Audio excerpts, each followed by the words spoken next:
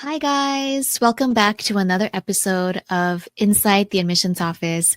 I'm your host, Jillian, and as you can probably tell, today's episode is a little bit different. We are reintroducing the podcast in video format. How exciting is that? It's definitely a big change for us, and we hope you all enjoy the new look. And for those of you just discovering the podcast in video, hello and welcome. We've got a very exciting episode lined up today, and I know I say this for all of our other episodes, but this one we've never done before. I'm joined by three incredible guests, all former admissions officers from some of the most prestigious schools in the US, Harvard, UChicago, and UPenn. These three have seen it all when it comes to college admissions, and today they'll be answering some of the most asked and thought-provoking questions that were posted on Reddit. So we're going to dive into everything from college essays to the most memorable applications they've reviewed to how admissions teams actually manage those 50,000 plus applications each year, which is crazy. So sit back, relax, and enjoy the episode. We've got a lot to unpack. So let's get to it. So thank you guys for being on this episode. It's a very different one because we've never done a video format in a while. So it's like a first time in a long time that we're reintroducing a video format for the podcast. And also this episode will be published on December 30th. So it's going to be like an end of the year, like the very last episode. So I just wanted to be really like casual, lighthearted. So nothing too like serious or professional like our other episodes. And so also we'll be tackling questions from Reddit. So there are some serious questions, but just let your personality shine through. It's totally fine. But before I start, I see you guys are wearing your school gears. Just curious, are these like the first choice colleges that you applied to, or were there other colleges on your list? UChicago became my top choice once I visited it. I think during my application period, so I'm originally from Montana, and we were talking about this a little bit earlier, and I did not have the opportunity to. It's hard to get out of the state to visit top schools. We'll put it that way. It's not like I lived in the Northeast where it's all, you throw a stone and you hit 5 different top universities. So yeah, I didn't have the chance to visit UChicago until after I'd been admitted. And then that's where I did my college visits, was after I'd gotten in, only visit the schools because it's a major investment to get out of the state. So for me, it became my top choice. Absolutely. It's like about 0.3 seconds after I stepped foot on campus. It was very obvious to me. Bruno, you want to go? Yeah, I'll go. No, I wouldn't say Harvard is my first choice. Now, I was born in Peru, and I moved to the United States when I was 6 years old. And the two universities that Peruvians know from the United States are Harvard and UCLA. At least that's what my parents would always say. So I trust what my parents said about that. So I always knew Harvard was a thing. I never really seriously considered applying until I was maybe like a sophomore or junior in high school. And I got a lot of encouragement from teachers that said, you should consider some of these top private schools. You'll be a strong candidate for the UC system. For sure, you should apply to those, but also just consider this other option, right? That this option is there. Not a lot of California kids do it because California has a great university system right here at home. And I think it was that mix of motivation from teachers and prior kind of knowledge of this place and what it meant and the prestige of it, of course. But yeah, I didn't visit any campuses or anything. I didn't actually visit Harvard until after I was admitted. And then I went to the visiting weekend and I got hosted. And yeah, it was like an entirely different world. It was just smart, intellectual people everywhere. I was like, wow, this is just another level. I wasn't coming from a fancy high school or anything. And it was just it was a little bit of a culture shock, but it was also like really exciting. And yeah, I didn't leave for a long time. So I guess it worked out. Yeah, I'm glad that worked out for you. Yeah, no, that's awesome. Bruno, can I ask, was going to Harvard and being in Boston the first time you saw snow? That was the first time I saw snow. You're right. Yeah. I had watched Home Alone and all these movies set in New York. I'd never seen snow in my life. And I was really excited about it. And I was a little freaked out by how expensive snow boots were. Once we got over that hurdle, it was okay. Yeah, it was such a cool thing. I still remember the first time that it really snowed on campus, and everyone, because the freshmen live in Harvard Yard, which is actually my background here is part of Harvard Yard. First snowfall, just everyone from the dorms just stormed out and started like throwing snowballs at each other. And there's this thing where you would grab one of the trays from the freshman dining hall and you would slide down the Widener Library steps with it. So It was pretty cool. I was like winter wonderland for me. That's the most Christmassy I've ever felt. Good place for it. No, that's awesome. So I went to Penn for grad school. I did not even think about applying to an Ivy League for my undergrad, although I applied to Georgetown and got waitlisted initially. And my undergrad is Xavier University, which is a small Jesuit school in Cincinnati, Ohio. And it, Wes, like you were saying, the reason I chuckled when you said like how quickly you made the decision when you stepped on UChicago's campus. It was the same thing. Like I always say within 5 minutes of stepping on Xavier's campus, but it was like, okay, this is a place where if I get the scholarships I need, this just feels right. It felt like home. And at the same time, and it just so happened that fall, so my first fall on campus, because I was also in the band, we did a Northeast road trip for the band. So I got to actually go to Harvard, and it was in Boston, my first time in Boston. Chicago was actually junior year, although I'd been to Chicago at that point a couple times. But then moving to Philadelphia, and I got to go to Philly, actually my first time was that spring, and just happened to find myself on Penn's campus. And it was the same kind of thing where I was like, okay, this, and it reminded me exactly like when I set foot on Harvard's campus, because it was like, this doesn't just feel like a college campus, but this just feels awesome. And then, hey, lo and behold, a few years later, I had the chance to go to grad school at Penn, and I got in, and it was great. I was in the band again as a grad student, and I still have ties there. But yeah, it's great, and it is one of those things we talk about fit all the time. I make sure that I talk to the sophomores I work with, but especially the juniors. It's always one of those things that I bring up in the first conversation is, have you started to think about this? And if not, great. If you have, great. We're going to have continuing conversations about this, because way too many college students that I've talked to when I worked at universities, you can talk about having issues with your professors or having issues with your courses, or you don't like your roommate. You can't necessarily control for those things, but you can control for whether or not you actually like the school that you go to, or the city that you're in, or the weather that what happens. Not quite as much now as you used to be able to. Yeah. But yeah, so if you can control for those, you should.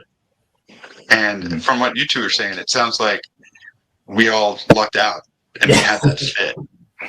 We're all very lucky. From campus. It can go the other direction too. There were schools that I stepped onto their campus and knew instantaneously I did not want to go there. And I think that weeding them out is just as important as getting the ones that you actually like. Mm-hmm. Yeah. Completely agreed.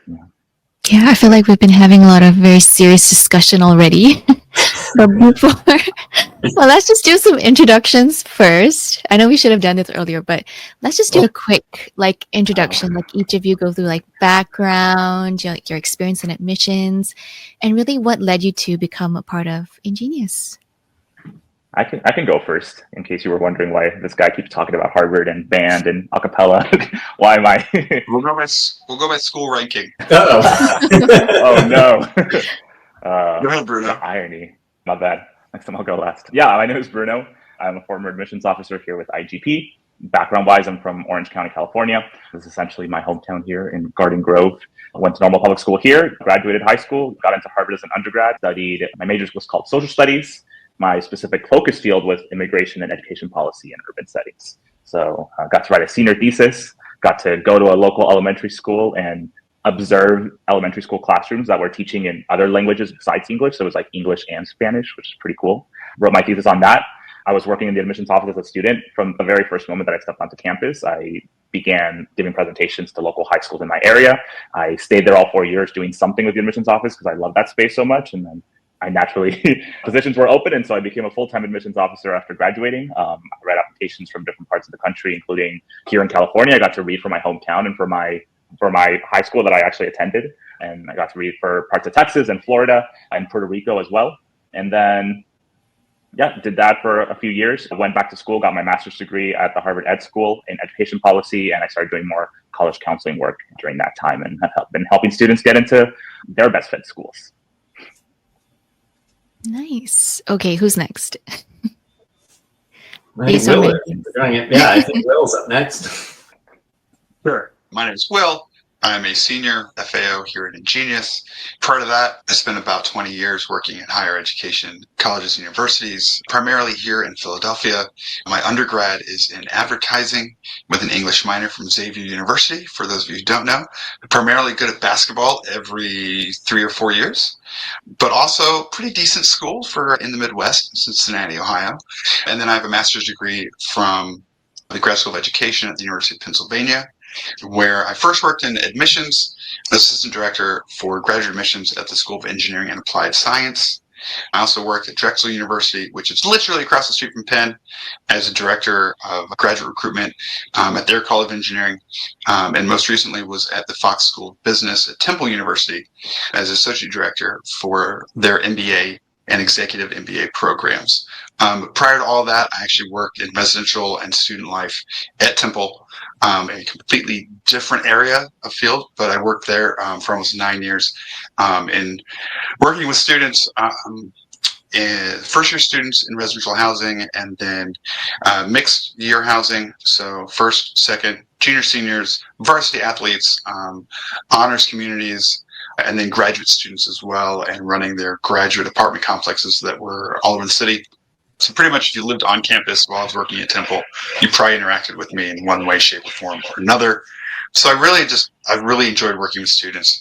I was actually recruited by InGenius. They reached out to me many years ago. At the time, I was not interested. And then I was interested, so I did some part-time stuff.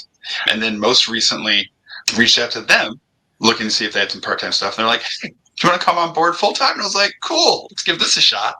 And it's been a really great experience so far. I've really enjoyed, actually, as Bruno said, helping students find their right fit school. And I am constantly amazed by the amount of things that the students that we're working with are doing and or have done so far in their high school careers. It blows my mind, the things that the students that we're working with have done. And it also gives me a lot of great pleasure and privilege to get to work with these kind of students and help them figure out not just what potential school that they think is going to be their best for them, but also major that they want to do and what they're hoping to do after that. It's awesome. So it's a really great experience to get to see that and get to be with them as they're going through these next steps. Yeah, like you said, it totally. I always have said I'm not smart enough to cure cancer, but I like to think that maybe, just maybe, I'm connecting the student who is smart enough to cure cancer to the resources that they need to do so. So yeah, I totally agree with you there, that particular type of fulfillment that you're getting. My name is Wes Mills. I am a former senior admissions officer with the University of Chicago. UChicago is what I attended for both my undergraduate and my master's degrees. Undergraduate, I double majored in cinema and media studies and English language and literature. And for my master's degree, it's a master's in the humanities, again, concentrated in cinema and media studies. I also got to write theses, both for undergraduate and for my master's. For undergrad, I wrote about film adaptations of books and why they should be considered a translation between languages rather than just simply a transfer between mediums. And for my master's thesis, I wrote on virtual reality horror and how that might shape societal forces and mores. So I'm always very happy to talk about those subjects with my students, but they're very particularly niche. And I've been working in the admission space for about 10 years now, starting as it's come out, first as a student tour guide, and then into a role essentially as at UChicago, they're called Metcalf interns, where I got to start work as a fourth-year student at UChicago, essentially beginning my work as an admissions counselor, starting to give information sessions, integrating myself into that structure, and starting to read applications behind first readers in the application files. Then we're on to my role as a full-time senior admissions counselor for them, and then working in the private sphere since then. I joined InGenius after I got my master's degree, and I've been very happy here since then. Yeah.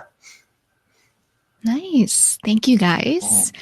Okay, so let's get into the questions. There are a lot about essays, so maybe let's start with the first one. Mhm. So the first one says, college admissions officers, what's the best essay you've read from a student with quote unquote average life experiences, meaning it wasn't about a traumatic or extraordinary event? I've got one. One of my favorites that I've ever read. One of the students that I was working with was very heavily involved. Like her big extracurricular activity was Chinese tea ceremonies. Been through very rigorous training for that, had done competitions for it. This was her thing. And yeah, absolutely nothing traumatic or life altering or anything was discussed in this essay. Rather, it was a nice, like reflective, very meditative reflection on her life through the lens of a tea ceremony. So taking her interest and weaving that into the story that she's telling. Okay, she did it through the framing of accidentally pouring water that was too hot for the leaves that she was making the tea out of, and needing to adapt and change the tea that she was then adding, the leaves, having to change the leaves that she was using essentially to adapt and overcome and make it something new. And essentially just applying that smaller life lesson to larger and other areas of her life, which showed some really neat interdisciplinary thinking and creative thinking in terms of applying this sort of fun thing that's a hobby into how can I think more expansively about that. And I really loved that essay a lot. Just creative thinking, applying your own hobbies to other areas of your life, I think is one of the best approaches you can take. One of the ones that I've read is a student was talking about the process of making a dress. She had started making clothes when she was very young, and just something she'd continued to do. She had her own sense of style, her own sense of fashion, but it was something that she was looking to continue potentially doing, but it wasn't going to be her major. But so she was relating the act of both finding the material, finding the design, to the different challenges and everything that she'd gone through in life. And it wasn't, as you said, it's not something where she'd had traumatic experiences or had suffered like great loss or had come into a windfall or anything. She says, hey, this is this hobby and or talent that I have that I love doing. And here's how it's really just been something I've really acclimated to, but also how I've used it to help me go through life. And got to interview her as part of their overall admissions process later on. And she actually wore a design that she'd made. Didn't tell us that, though, for the interview committee. So afterwards, she's so I'd like to show everyone. I'd like to show you all, because it was an interview committee piece. And we're like, oh, okay, what do you have to show us? And she stands up. And again, we don't know what she's actually going to be doing.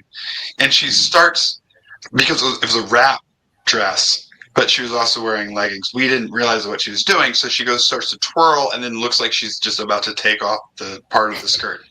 And it was just one of those moments. Yes, and I see everyone's face, and it was one of those moments where we all also had that same. We're also like, we have to really remain, because it's professional-ish interview process and everything like that. But also, and then she got it off, and she's showing us, and we're like, okay, oh phew, because no one had any clue.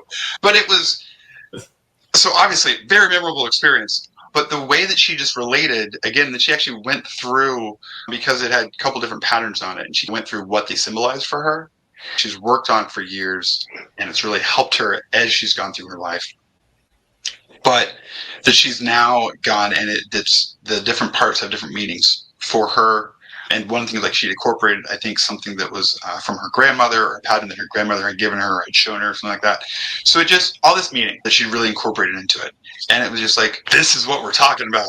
When we talk about a personal statement, yeah, this is great. And I've just been lucky that I've gotten a chance to read a lot over the years, way more than I will ever probably remember. But that is one, not just because of but it was so memorable. And yet it's something that, as you said, it's not a traumatic thing. And because these don't have to be that. I know so many people are like, what's the worst thing that's ever happened to me? And it's terrible, because I think so many people think that's what these have to be about. Oh, what's the suffering? It's almost like there's a phrase for it and I'm going to forget it, but essentially it's a competition. Suffering. No, that's not what these are asking for. It's not what we want. But yeah, that's for me.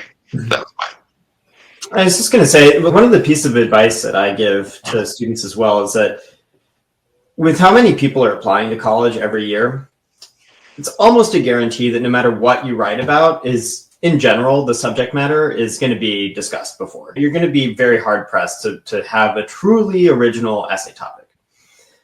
What will make it unique and will help you stand out in the process is by making it you.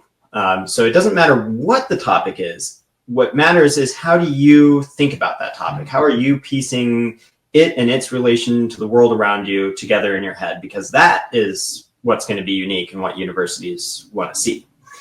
So I think don't get hung up on trying to find the one thing that's going to be unique or impressive enough to talk about, or whatever the case may be. I tell people all the time, you could be talking about completely inconsequential things in your essays, as long as the thought process behind it that you walk the reader through is meaningful to you and impactful.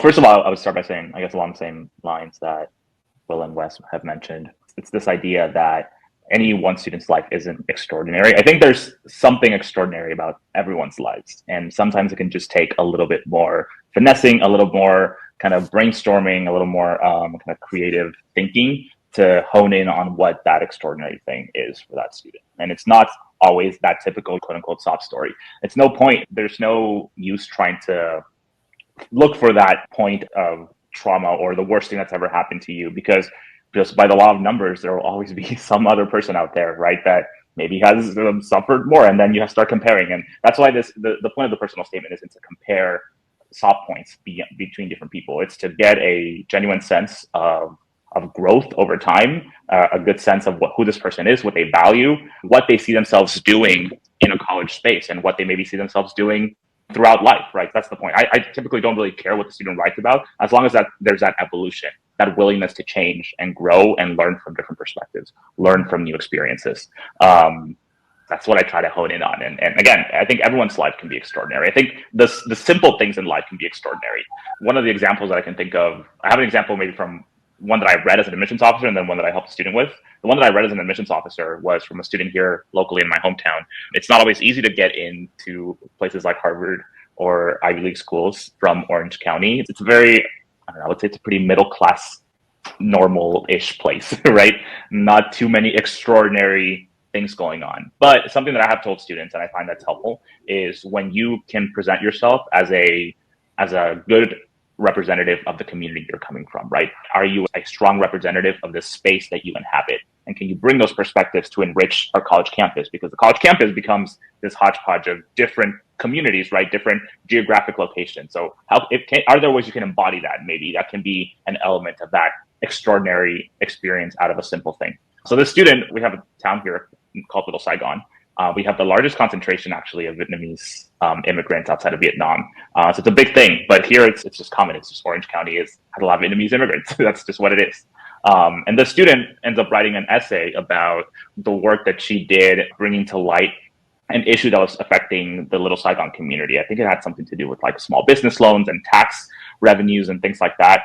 But she was able to take her community, a community that was not known for engaging too deeply in political participation or being like a very loud kind of activist group, but she was able to organize a very strong campaign to just bring to light some of these issues that people were experiencing, but oftentimes were not very open to talking about.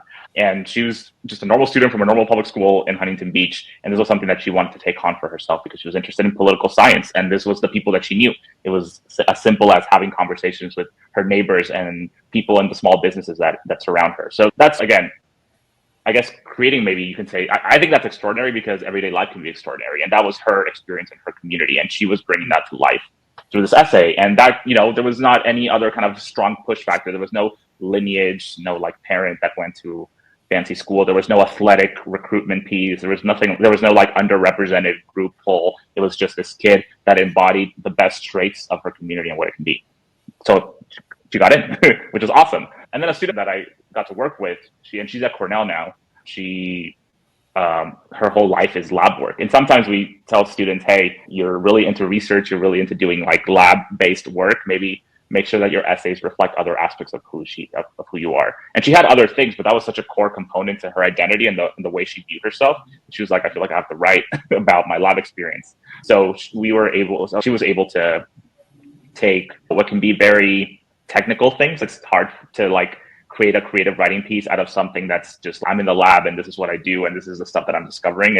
That tends to be better for supplements, but she took the challenge on of making that into like her creative writing piece. And she was able to, instead of focusing on the things she was producing, she focused on how research made her feel and grow as a person, like what it felt like to be in the space, how it reflected her values of discovery and curiosity and learning from other people, and just like the visceral imagery of being in this lab space and what it meant for her. So it was, again, I think a lot of students nowadays get lab work done and have like research opportunities and things like that, and we encourage students to pursue those. Oftentimes we tell them that's more for your supplement, allow the creative writing piece to be a little bit something different, but this student wanted to take that on for herself, and I think it worked.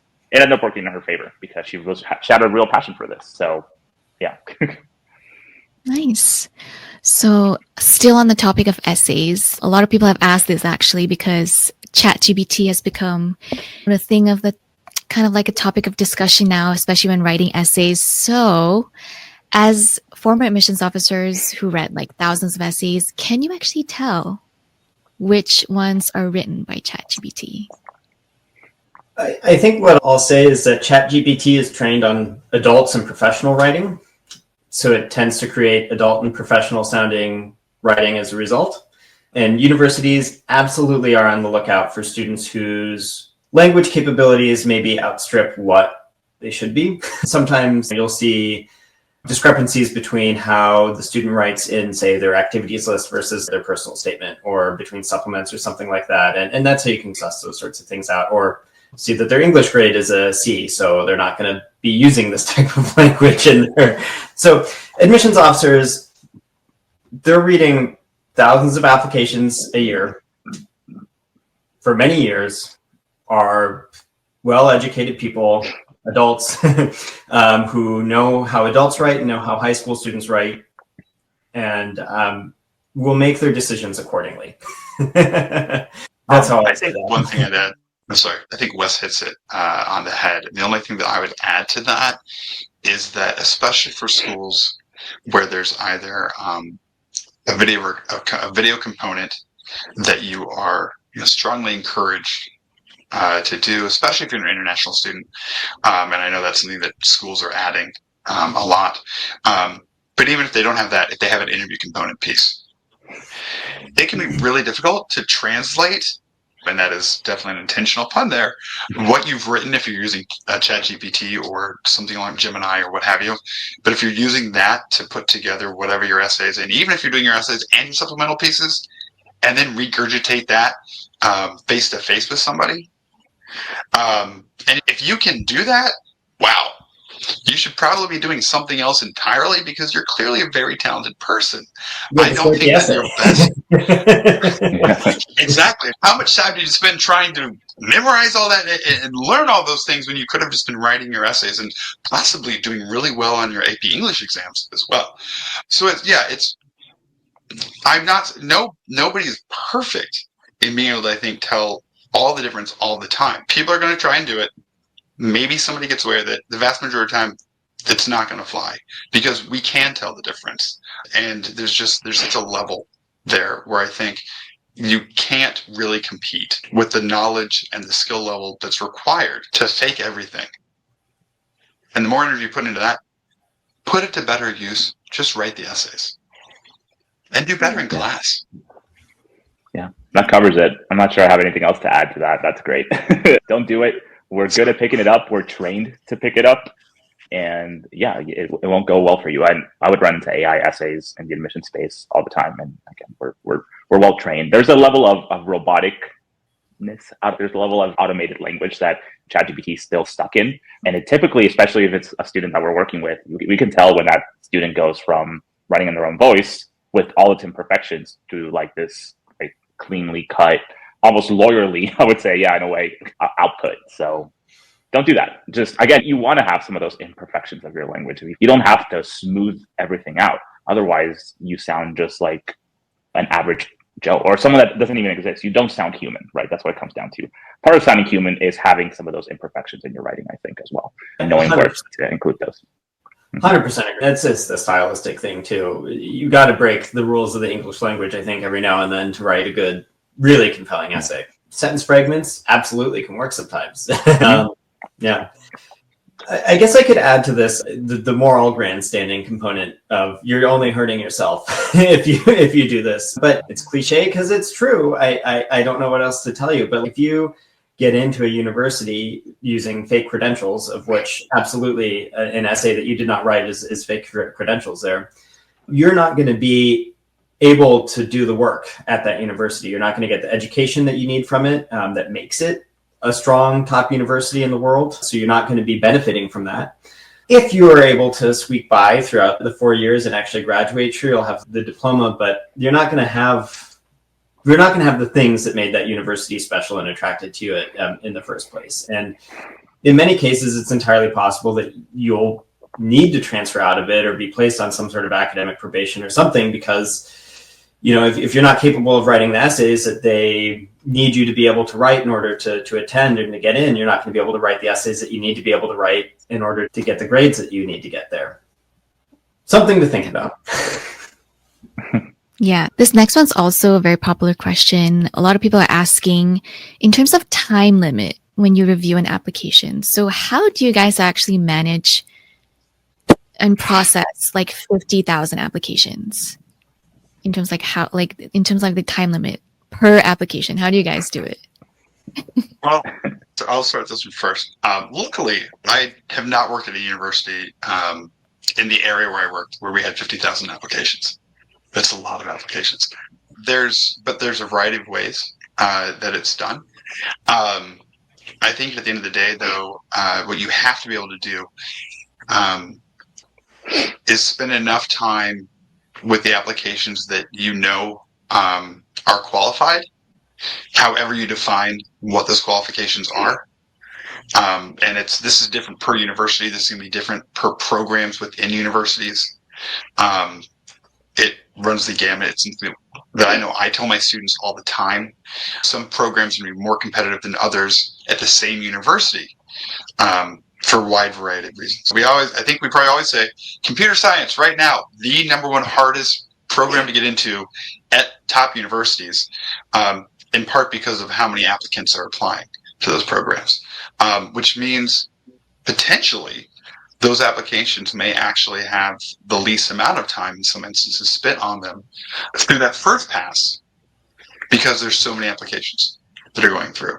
But also, if those folks might be using some AI to help them sort out, they know what they're looking for, at least that baseline test scores. If they're using test scores, baseline GPAs, they're looking for baseline courses the students have taken. But to the original question, you're probably taking maybe 10-ish minutes when you're starting to just break down the basic pieces that you're looking at initially, especially if you're talking 10, 15, 20,000 essays, applications, and that's over a large admissions team. Just because you only have so many minutes, so many hours, and so many days between when those applications open and when you actually have to put decisions out. That covers it. I would spend anywhere between 2 minutes to 15 to 20 if I really liked you, basically. That was the rule of thumb for me. If I liked you, I'll spend a little more time on you, how it works. And it's a subjective process. We're all human beings hired to do this stuff with different experiences, different backgrounds. And so part of that is finding those profiles that are compelling. Obviously, if you have certain pieces, if you have a certain academics, certain threshold you're hitting with extracurriculars, with your personal qualities, with the things your teachers are saying about you, you will spend more time on you because you're seen as a competitive applicant, right? You're viable in the admissions process. It doesn't mean you're getting in, but it means you're viable and you merit a little more time to really go through that application. If you're applying and you have 3 season junior year, then I'm not going to bother to spend time looking at the activities list or the personal statement or anything in writing, because there's no point. You're not moving forward in the process. You didn't hit that first threshold mark that you really have to hit. So, yeah. Bruno and Will covered it very well. I think you have a very small window in which to make a big impression on admissions officers, and you got to hit the thresholds or the holistic admissions process, have a very up at the top of your activity list shining star example of why you're an extremely unique person in order to overcome perhaps the lower test scores or lower GPA, or a real compelling reason in your essay that is perhaps a level of writing that has never been seen before. It's just you got to have something in there to overcome the in a quick way, because Bruno said, if you're primed to think a student's not able to cut it academically at the university because of the C's or low test scores or something, it's got to be really apparent the other aspects of your application that are going to make it up. And just to quickly add, like the point that the reason why we use the term application persona so often is because even for those students that are hitting all those kind of necessary thresholds in the holistic process, you still need to stand out. You need to make it so that the admissions officer is actively advocating on your behalf to their other colleagues, right? At least at Harvard, most of the core admissions decisions are done within the smaller kind of subcommittees, right? So the state of Florida, the people reading for the state of Florida are the ones that make 90% of the admissions decisions right there in the subcommittee for Florida, right? And so you have to give me enough tools as an applicant for me to effectively advocate on your behalf to my colleagues, right? And as part of that, you need to have this kind of cohesive narrative in your application, this cohesive argument pieces that you're crafting through every single piece of your application. That's why we spend so much time with students on making sure that every piece builds on this application persona. It doesn't mean that every single piece says the same thing. That's the opposite. Is like every piece says something a little bit different about you, but together forms a cohesive, interesting picture of who you are, what you've learned, how you have grown and changed, and what impact you hope to have in the future. Thanks for sharing. I'm very excited for the next question because it's a very juicy one. So it says, in your opinion, is college worth it? Why or why not? Who wants to go first? It's pretty juicy. Yeah, I'll take the surprising angle and say, for an admissions officer, and I'll say it depends. I grew up in a very blue-collar family. My parents owned an auto repair shop. Not quite first generation, but it's pretty close, actually. College is wonderful for a lot of people. For a lot of people, something like the trades might make a lot more sense, or a specific artistic practice, or something else. I don't want to necessarily say that everybody needs to fit into the collegiate box, because I think that is a little more prescriptive than humanity allows for. But I think that for the people who are interested in exploring either a specific topic, getting that sort of training in rhetorical thinking, especially in universities that our work is primarily involved with, is liberal arts universities that are teaching you broader theory and critical thinking skills rather than necessarily here's how to do this specific job. Although we do, of course, help students. But I guess my point is that college absolutely can open a lot of doors for you. Certainly, I think it's worth considering the fact that white-collar work is less hard on your body than blue-collar work is. I think that's worth considering. But this is a really juicy topic, that's for sure. But I think it really depends on the specific student and what your particular goals are. I'd like to take a slightly different tack than Wes did, but I will agree with the answer, which is it definitely depends.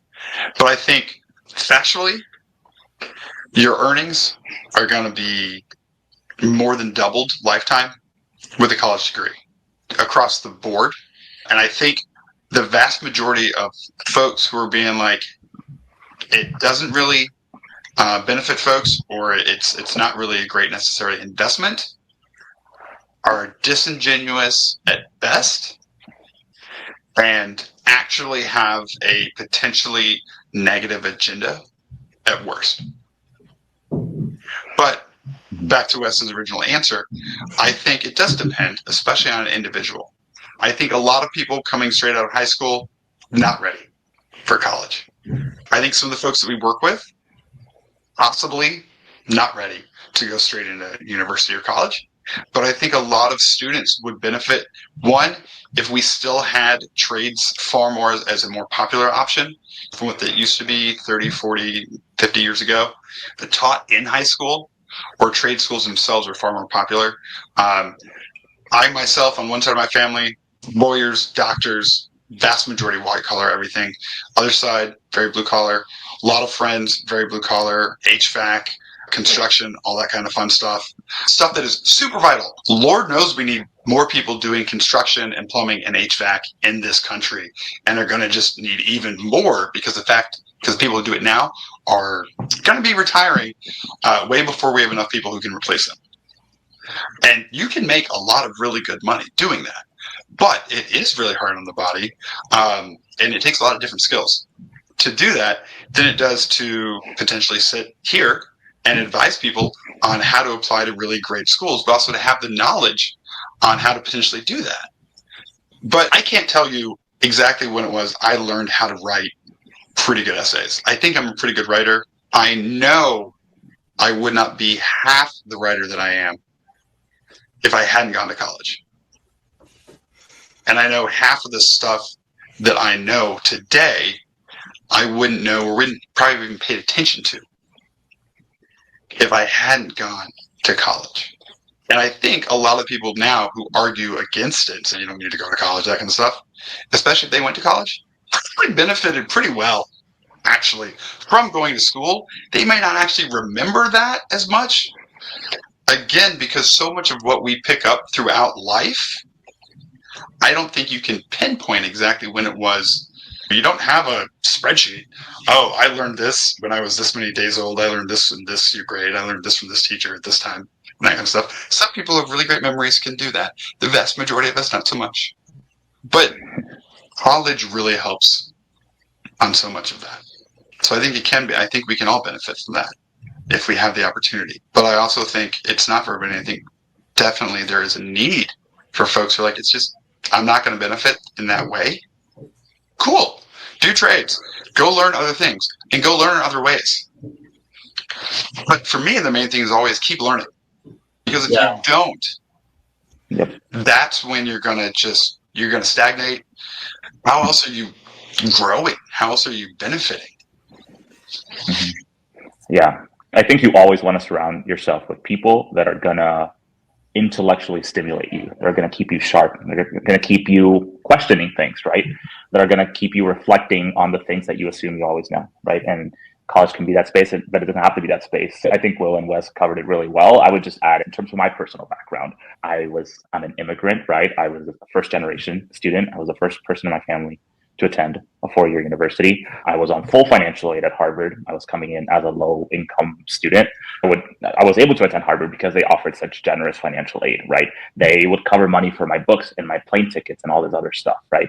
So for me and the things that I'm doing now, yes, college was absolutely vital for me to be where I am now and doing the work that I do and supporting students in their own journeys, right? I would not be able to do this if I didn't have a college degree. So for my particular piece, it's been incredibly beneficial for myself and for my family, right? It's meant a lot for my parents to be the first people to migrate here. And they already have a son who is a twice Harvard graduate and is now helping other students, right? Other kids out there around the world have these opportunities. I think that says a lot, right? But that's my personal story. I come from a very heavily Hispanic and very heavily Asian community. And a lot of the people that I grew up with are working class. They have small businesses, or they work in retail, or they work in construction. They work in the food industry as cooks and dishwashers and all these different jobs that deserve dignity and respect and that we never value quite enough. My goal as a counselor, as a person that sometimes people want to listen to, is to make sure that students understand that they have options, right? You have options available to you. I want you to understand those options well. I want you to understand the benefits and the drawbacks of each option. And I want you to make a really informed decision. But I never want you to make a decision based off taking the easier path or doing something that you feel is scary in one way or another. Again, just like with everything, I'm glad I'm in a space where I can present students with options, and I can present people with the options available to them. Higher ed is not perfect, right? We have fought lawsuits. There's been lawsuits in the Supreme Court in the US that have had ripple effects across the world on how higher ed is not a perfect system. The systems that colleges have in place can disadvantage different groups for different reasons. And what happens when you're trying to serve everyone and you have such limited spots, you start getting into other questions. Is this worth it? Do these schools really want me? Et cetera, which is why, again, I think that the focusing on options is so important, acknowledging those drawbacks, but still understanding that we're here to help you find joy and success and allow you to be in a space where you feel the most comfortable. It might not be the place you always expect to end up in, but we're going to make sure we're supporting you and rooting for you all the way through that. And I do want to leave one note, and I think was hinting at this with people. There's how do I say this tactfully? There are CEOs, business people, perhaps people with a lot of influence in society, especially as of late, that say things like college will indoctrinate you. It will make you less tolerant or less open to different opinions and views. That's a very complicated question, but I think it can be very hypocritical when these people say that you don't need to go to those spaces, yet you don't need to go to college and have this experience and get those degrees because they're teaching you to be less tolerant or less open-minded or things like that. At the same time, those same CEOs and heads of companies are putting up job listings that require bachelor's degrees, that require master's degrees, that require doctorates, that require interviews where you have to show very particular skills that are often developed through being in college spaces and having internships and research opportunities. So they can say all these things, they can speak all this rhetoric, but their actions don't align with that. And so again, that's why it is up to each individual to make an informed decision and to not take anything that anyone says just at face value, maybe including what we say. But I want students to be inquisitive and to really think these things through and find the option that's best for them. Okay. Can I just add one little bit on what Bruno said there at the end? I promise. No, Bruno, you had a really great point, because you said about the piece, people like, if you go to college, going to universities, they indoctrinate you or they make you less tolerant. Here's the thing. Any school that you go to, especially if you're doing an in-person experience, yes, there's lots of online options, but especially the in-person experience, you are going to be hard-pressed to find a place where you're going to have more people of different backgrounds coming from different, diverse places. And I don't just mean skin color, because that's the default definition of diversity that we often go to. But for any type of diversity, college campuses are one of the most diverse places in the country. If you want to go and just interact with people who are going to be different from you in some way, shape, or form. So in terms of those places being a place that will teach you to be less tolerant, I find that so difficult to believe. And not just because I've spent the last 20 plus years on college campuses in Philly, which granted, Philly's a majority minority city, but even some of those campuses are not that much minority majority place. But it's just, yeah, again, different types of diversity, but on a college campus, different ideas, different opinions, all kinds of diversity are more likely than not going to be found on a college campus than a vast majority of places that people, at least in the US, are going to interact with on an everyday basis. So I don't really get how they can teach me less tolerant, because you literally can't interact with people on a college campus without being more tolerant, not less. You just can't. Okay. Off the soapbox.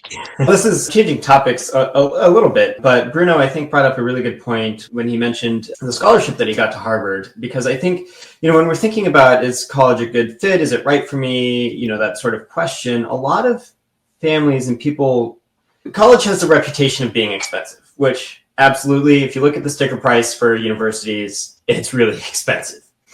Top universities, especially private top universities, often will have extremely extensive financial aid packages available for families making less than $150,000 a year won't have to pay tuition, for example.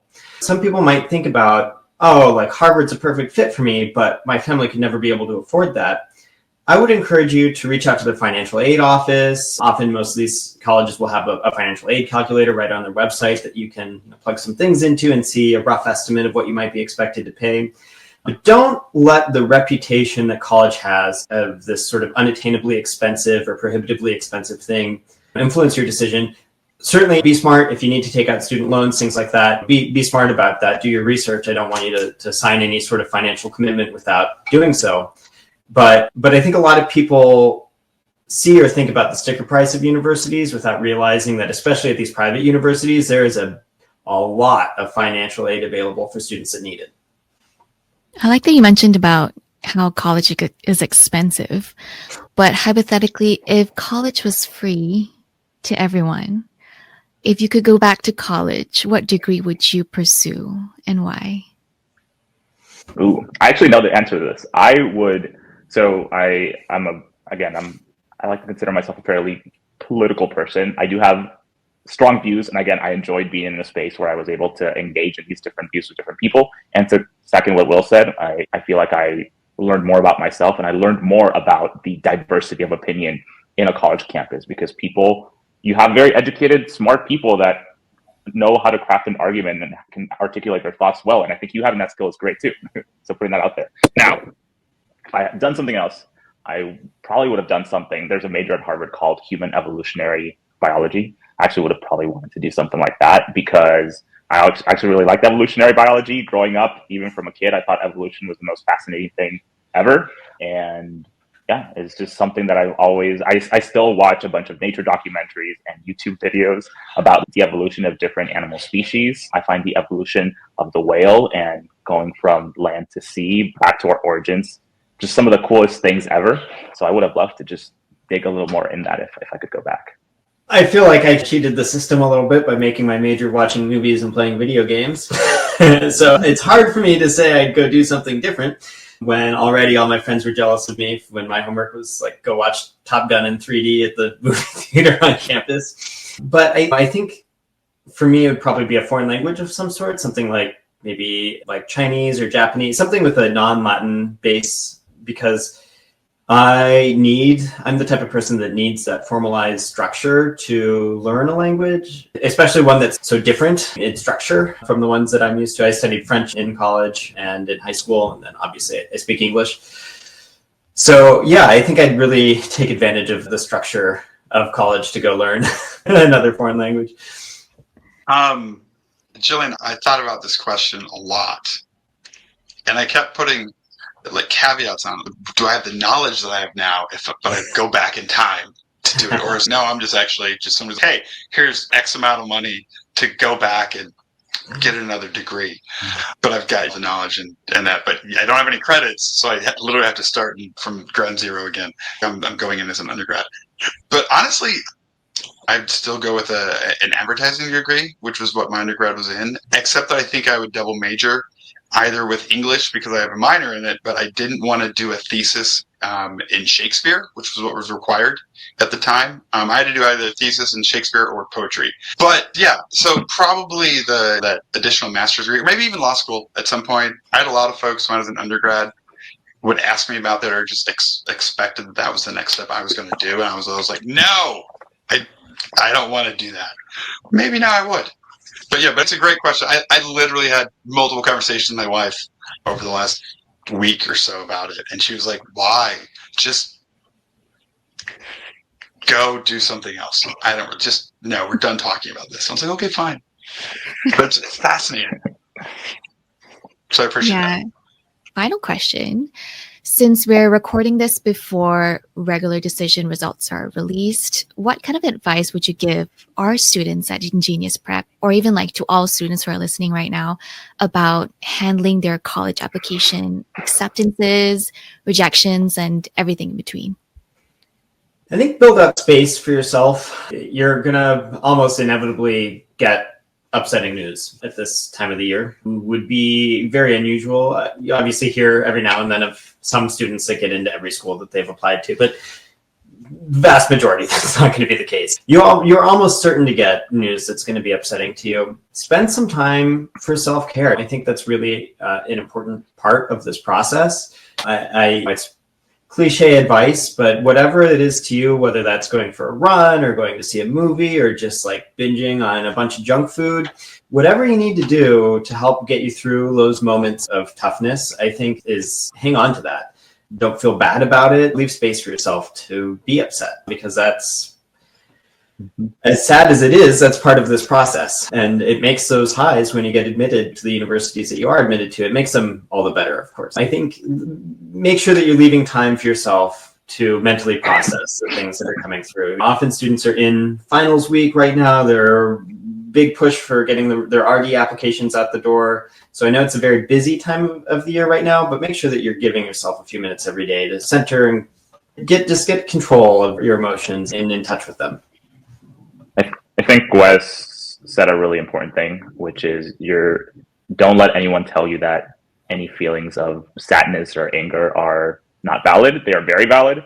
We understand just how much work and time and effort and sometimes sweat and sometimes a little tears goes into crafting these applications. We understand it's difficult. We're working with students every day in helping them, again, craft the best version of themselves, and having that expectation can be very pressuring. And when you get a result that doesn't validate all that time and effort that you've put in, it can be very disappointing. And that's a perfectly valid feeling.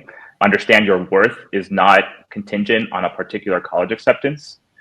Again, I firmly believe that every single person is extraordinary in a different way, no matter how simplistic or boring or normal you might claim your life to be. Every single person is an entire universe of experiences and values and feelings.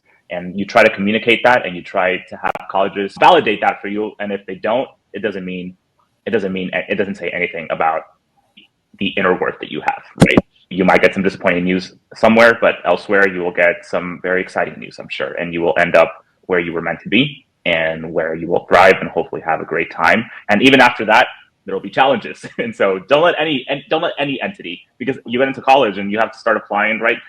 Summer programs and like clubs have applications and things like that. This world of applying to things never goes away, right? This is your first big taste of that. You will get rejections in the future. And whether it's applying to college, whether it's getting into a summer internship, whether it's getting a job in the future, no one rejection is ever going to encompass everything that you are and everything that you have to offer. I will add to the amazing advice both Bruno and Wesley have put in here. Although first I will repeat, yeah, your feelings are going to be valid. All the emotions that you go through, own those, they're yours. You've earned them for all the work that you've already done. Second, don't let whatever university or college decided for you define you, because they don't know you. They can't. Literally, they looked at whatever was on the application, which is how they decided they want to try and summarize you, or they want you to try and summarize yourself. And then they use that to make a decision. It is not a perfect science whatsoever. It's not even a perfect art. It's some mixture of something that we've been crafting for hundreds of years, and we will continue to try and craft it for hundreds more probably. But again, don't let that define you. Finally, don't compare your results to anyone else's, especially those people in the news who got into every single Ivy League school. Great for them. Amazing. They are every year one in whatever. It's a very small number. But again, it's not only not comparable. Usually the things that those people have also done are things that the vast majority of people, not just the average person, the vast majority of outstanding people can't do all those things. And even if they could, they're still not going to have the exact life and story that person, or possibly persons, it could be three, have done that ultimately got them in to all of the Ivy Leagues or all of whatever schools. And you're not going to have the same life that got you into the schools or didn't get you into the schools that your best friend or your frenemy or you're just downright the enemies in the class who are sitting next to you or in the homeroom next door got into the schools or didn't get into the schools that they did. Everybody's is different. So to compare yourself to those people and compare yourself to, I heard these people said on Reddit or all these TikToks or the Discord or my parents, doctors, nephews, Instagram is talking about this kind of stuff. Folks, don't fall into that hole. It's just going to be harder to dig yourself out later. So just, okay, fine. You're gonna read about it, you're gonna hear about it, all that kind of stuff. Take 5 minutes, let it wash over you, and then throw it out. Just get rid of it. And then look at the schools you got into. Hopefully you got into more than one. You get to make some choices. If you didn't, well, great. Then you know where you're going. And for those of you, if you didn't, look at schools that applications are still open. There's still choices out there. And if it didn't work out, you know what? There are still schools that have rolling admissions. Maybe you hadn't thought about them. It's okay. And there's always the transfer process. The reason I'm saying all that is there are always options. At the end of the day, if you didn't get your first choice, your second choice, your third choice, or however many choices, if you didn't get them, it's really unfortunate. Don't let it be the end of your world, because it's not. And it shouldn't be. Because you've already worked so hard. So try and figure out what the next step is. Because that is what life is. You always have to be able to figure out what that next step is. I don't know why I decided to go that direction. I did. I'm sorry. I hope I didn't depress anybody. But congratulations. You've gotten through ED. You're going to get through RD if your decisions are coming out or you finish and your deadlines are like tomorrow or whenever this gets released. It's going to be in a couple days. Yeah, good luck. Let's do this. Yeah, what a great way to end this podcast. We might have to bring you back for a part 2 because there's still so many questions we haven't gone through. But yeah, thank you guys for participating. And for those listening, if I don't see you, Happy New Year, Merry Christmas. Happy Next Hanukkah too. episode- Yeah, Happy Hanukkah. Happy Hanukkah. Thank you, Thank guys. you for having us. Thank you. Thanks, Jillian. Excellent job. Thank you. Bye. And that's a wrap on today's episode. I hope you enjoyed hearing from all of our incredible guests today and learned a little bit about the world of college admissions and how it really works on the inside. So a huge thank you to Will, Wes, and Bruno for joining us today and sharing their expert advice as usual. Thank you so much for tuning in, and I'll catch you next time on Inside the Admissions Office.